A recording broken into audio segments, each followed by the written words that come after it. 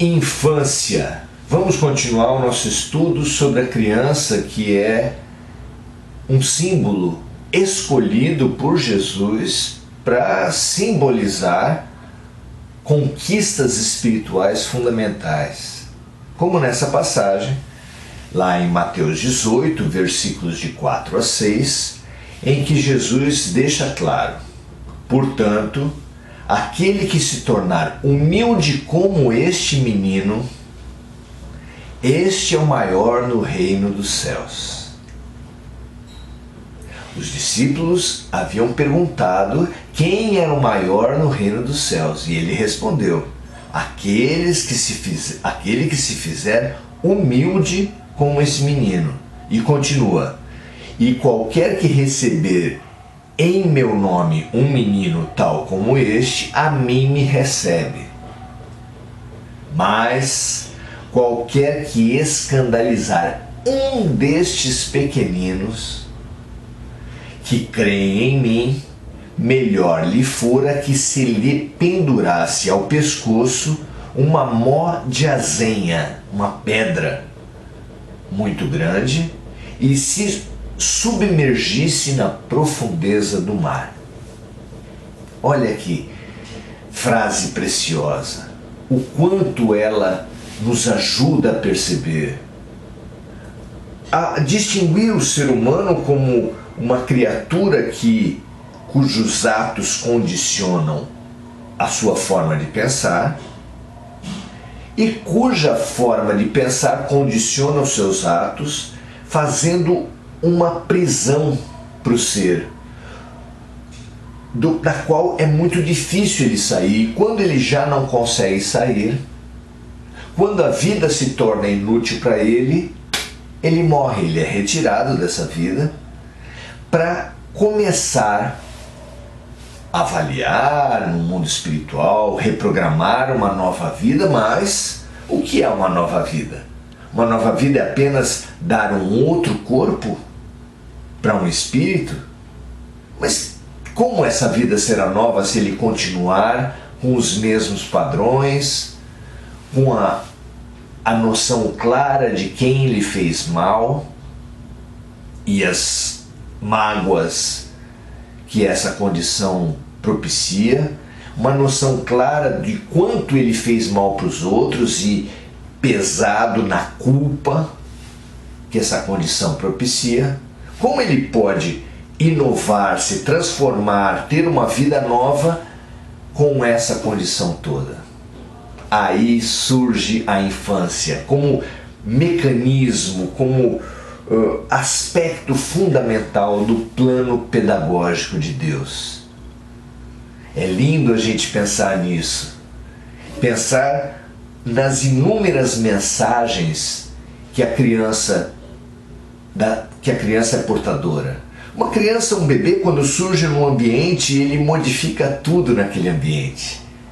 Quando um espírito chega à reencarnação como um bebê, ele modifica tudo dentro dele mesmo. E não poderia ser diferente. É para isso que veio a infância, é para isso que veio o esquecimento do passado, a disponibilidade para o presente, a fragilidade que angaria simpatias, cuidados, zelos,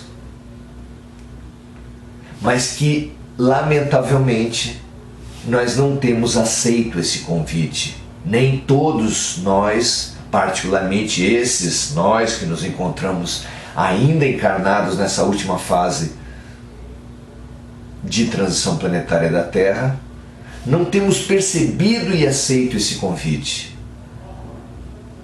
É interessante usar uma história bíblica para que a gente possa entender a reencarnação. Afinal de contas, a Bíblia, o Antigo Testamento, conta com muito sabor uma história em que o exército de Israel estava sendo confrontado pelos filisteus. E os filisteus, apesar de terem também um grande exército, vislumbravam com inteligência os malefícios de parte a parte que seriam causados por um confronto sangrento, destrutivo naquele momento. E pensaram no seu grande trunfo, porque os filisteus naquele tempo possuíam o maior guerreiro de toda a região. Era maior porque era gigantesco, porque possuía armas pesadíssimas, escudos enormes, elmos grossos, e causava muito medo nos adversários. Só a presença, só a fama dele já os levava à paralisia. E sabendo disso, os filisteus enviavam todas as manhãs os exércitos postados, e eles enviavam todas as manhãs para se defrontar com o exército de Israel, o seu gigante, Golias, a chamar, a humilhar, a conclamar um guerreiro de Israel a enfrentá-lo. Porque assim, no homem a homem, quem ganhasse levaria a guerra, quem perdesse, perderia, evitando a destruição, a sangria desenfreada que causava uma guerra, como ainda causa, e colocando os filisteus numa posição de superioridade muito grande, porque mesmo que não fosse, como não estava sendo aceito o convite, o desafio de Golias, aquilo quebrava a alma, quebrava a coragem, quebrava o espírito guerreiro do exército de Israel, porque todas as manhãs ele os humilhava a todos, forçando que os guerreiros de Israel se defrontassem com a sua inferioridade, pelo menos no aspecto homem a homem. Pois foi nessa condição que, para levar comida para os seus irmãos todos alistados na guerra, para os seus irmãos todos mais velhos e alistados na guerra, o pequeno Davi, o adolescente Davi, foi enviado por seu pai àquele cenário. E assistindo pela primeira vez o que para os soldados de Israel era uma tortura diária, o repto, o desafio, a humilhação causada por Golias, ele disse: mas então ninguém vai confrontá-lo? Eu vou. Eu aceito esse desafio. Ao que todos os soldados de Israel, vendo a sua figura frágil, disseram: é impossível, riram-se dele. Mas ele manteve uma obsessão, uma postura obsessiva, firme, teimosa, corajosa, a um ponto que acabou desarmando todos. E eles o enviaram Davi para o rei. E o rei, que não via saída naquela situação, que também não queria um confronto de destruições terríveis, só pôde se dobrar à vontade férrea do menino. Até propôs saborosamente a Davi que usasse a sua própria armadura, mas Davi, experimentando a armadura do rei, pesadíssima, percebeu que ele ficaria completamente tolhido em seus movimentos. E era exatamente isso que ele não queria, já que a agilidade, a destreza, a técnica, particularmente com a funda, que era uma tecnologia de atirar pedras à distância, que consistia em um tecido ou um pedaço de couro que, dobrado ao meio, acolhia uma pedra e que a pessoa girava sobre a cabeça, soltava uma das pontas da tira de tecido ou de couro, endereçando a pedra ao ponto que ele queria, ao alvo, ao ponto que ele queria destinar, era uma técnica muito bem dominada pelo garoto.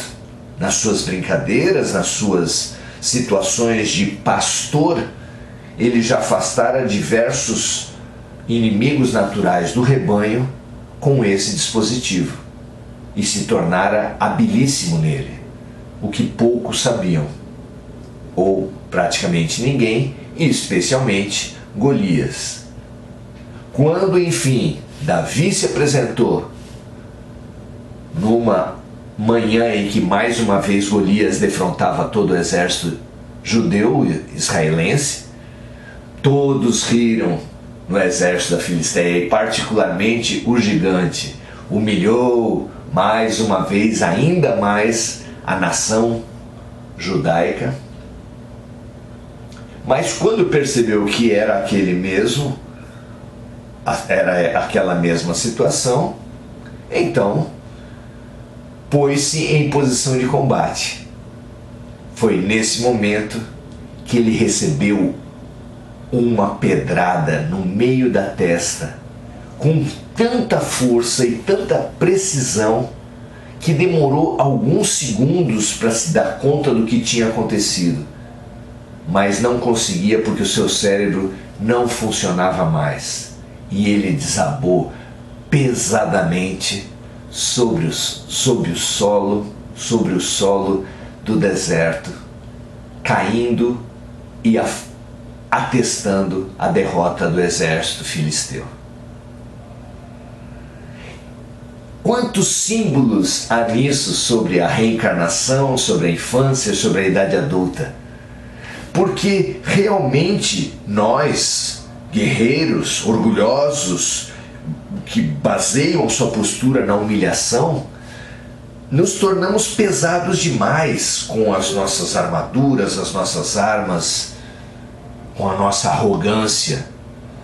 E a infância, leve na sua alma, exatamente pelo afastamento das memórias, das mágoas, das culpas, dos preconceitos antigos, se torna leve e ágil. Nada há mais ágil na mente e no coração do que uma criança. E a criança veio à terra, vem a uma família, vem a uma coletividade, vem a um espírito com a missão de Davi, de defrontar o orgulho, de confrontar o orgulho, de desafiar o orgulho e de vencer o orgulho. Por isso que significativamente todas as pessoas disponíveis quando vem uma criança infantilizam a sua fala, reduzem o seu tamanho agachando perante elas, agem com um sorriso no rosto, que é a característica, uma das características da infância: a alegria, o tamanho, a curiosidade, a disponibilidade. Infantilizemo-nos, renasçamos em vida, ganhemos essa nova oportunidade, abrindo-nos hoje ainda, deixando de lado o passado pelo perdão, pelo arrependimento, e abrindo-nos ao futuro com fé, com confiança que tudo que a vida nos traz é o melhor para esse momento, para a nossa necessidade, para a nossa capacidade.